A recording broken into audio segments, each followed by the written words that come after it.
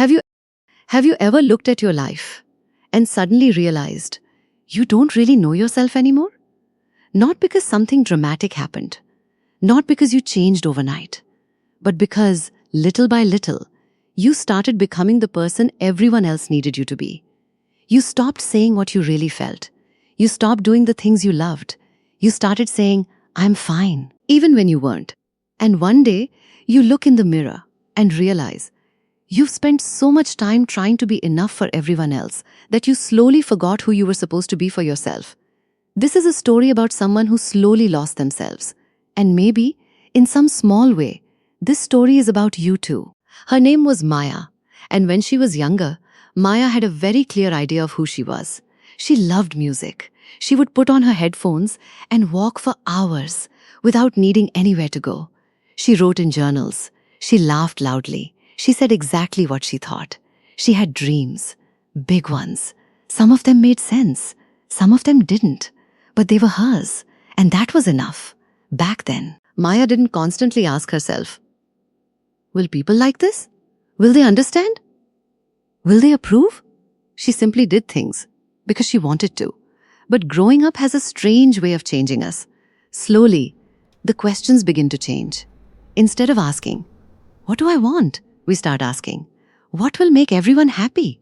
Instead of asking, "Who am I?" we start asking, "Who do I need to become?" And Maya began asking those questions too. It started with small things. She wanted to study something creative, but her family said, "Choose something practical." So she did. She wanted to say no to certain people, but she was afraid of disappointing them. So she said yes. She wanted to leave situations that made her uncomfortable, but she told herself, "Maybe I'm overreacting." She wanted to talk about how she felt, but she didn't want to become a burden. So she stayed quiet. And every time Maya ignored what she truly wanted, nothing dramatic happened. The world didn't stop. Nobody noticed. She simply made one small compromise, then another, and another, until one day she realized something terrifying. She had become very good at abandoning herself. And the strange thing about losing yourself is that it rarely feels like losing yourself. It feels like being mature. It feels like being understanding. It feels like being kind. It feels like being the bigger person. But sometimes you are not being patient. You are simply afraid to choose yourself. Sometimes you are not being selfless. You are just scared that people will leave if you stop giving them everything. Maya became the person everyone could depend on. If someone needed help, they called Maya. If someone needed advice, they called Maya. If someone needed someone to listen, they called Maya. And she always answered, even when she was tired, even when she was struggling, even when she desperately needed someone herself. She became the strong friend, the understanding daughter, the reliable colleague, the person who never caused problems. And people loved that version of her. But there was a problem. Nobody really knew how exhausted she was, because Maya had become so good at saying, "I'm okay." Eventually, people stopped asking. And maybe that's one of the saddest things about pretending to be okay. People begin to believe you. They don't know that your smile is forced. They don't know that you cried before coming to work. They don't know that you haven't felt like yourself in months. Because you kept telling them, "I'm fine," again and again and again, until even you started believing it. One evening, Maya came home after a long day. She put her bag down, changed her clothes, made herself something to eat, and then she sat on the edge of her bed. The room was quiet. For the first time that day, nobody needed anything from her. No messages, no calls, no responsibilities, just silence. And in that silence, she felt something she had been avoiding for years. Emptiness. Not the kind of emptiness that comes from having nothing. The kind that comes from giving everything away and keeping nothing for yourself. She looked around her room. There were books she had bought, but never read. A guitar she hadn't touched in years. Old photographs. A notebook. She picked it up. And inside was a list she had written when she was 17. Things she wanted to do. Places she wanted to visit. The person she wanted to become. She read the list slowly. And then she started crying. Not because her dreams were impossible, but because she had completely forgotten them. She had spent years building a life, that looked perfectly fine from the outside. But somewhere along the way, she had stopped living it for herself. Maybe this is how it happens. We don't lose ourselves in one huge moment.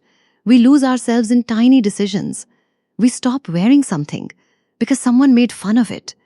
We stop speaking honestly because someone reacted badly. We stop pursuing a dream because someone told us it was unrealistic. We stop resting because we feel guilty. We stop saying no because we are afraid of being disliked. We become quieter, smaller, more convenient.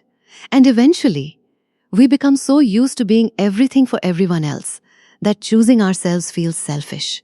But it isn't. You are allowed to change your mind. You are allowed to outgrow people. You are allowed to want something different. You are allowed to disappoint someone. You are allowed to say, "This is not what I want anymore," without explaining yourself for 3 hours. Because the people who only love you when you are easy to control are not loving the real you. They are loving your obedience. And there is a difference. Maya didn't suddenly become a completely different person. There was no magical morning where everything felt perfect. She simply started small. One morning, she played music again. At first, it felt strange. She had forgotten what songs she liked, so she listened to old ones. Then she tried new ones. She started writing again. Not for anyone else. Not to publish. Not to impress anyone. Just to hear her own thoughts. She started saying no. Sometimes, she felt guilty. But she said it anyway. She started asking herself one simple question. What do I actually want? And at first, she didn't know how to answer. That is the difficult part. When you've spent years living according to everyone else's expectations, your own voice can feel unfamiliar. But the more you listen, the clearer it becomes. Slowly, Maya began meeting herself again. Not the person she used to be. Not the person everyone expected her to be. But someone new. Someone who understood that becoming yourself doesn't always mean going back to who you were. Sometimes it means finally becoming the person you were never allowed to be. Maybe you are watching this and realizing that you have been disappearing too. Maybe you don't remember the last time you did something simply because you wanted to. Maybe you have been saying yes when your heart has been screaming no. Maybe you are tired of being the strong one, the understanding one, the person who always adjusts. Maybe everyone around you knows who they want you to be, but you don't know anymore. And if that's where you are, please remember this. You don't have to find yourself all at once. You don't need to completely change your life tomorrow. Start with something small. Listen to the music you love. Write down what you actually feel. Take yourself somewhere alone. Say no to one thing you don't want to do. Say yes to something you've been postponing. Ask yourself, if nobody was disappointed in me, what would I choose? And listen carefully to the answer. Because somewhere beneath the fear, the guilt, the expectations, and all the versions of yourself you created to survive, you are still there. Maybe you haven't lost yourself completely. Maybe you've simply been quiet for too long. Maybe the real you has been waiting. Waiting for you to stop performing. Waiting for you to stop apologizing. Waiting for you to remember that your life is not supposed to be a constant performance for the approval of other people. You are allowed to come back to yourself. Slowly, quietly, one choice at a time. And maybe finding yourself again doesn't mean discovering someone new. Maybe it means finally listening to the person inside you who has been trying to speak this entire time. So if you feel like you've been slowly losing yourself, remember this. You are not gone. You are still here. And maybe it's time to come back home.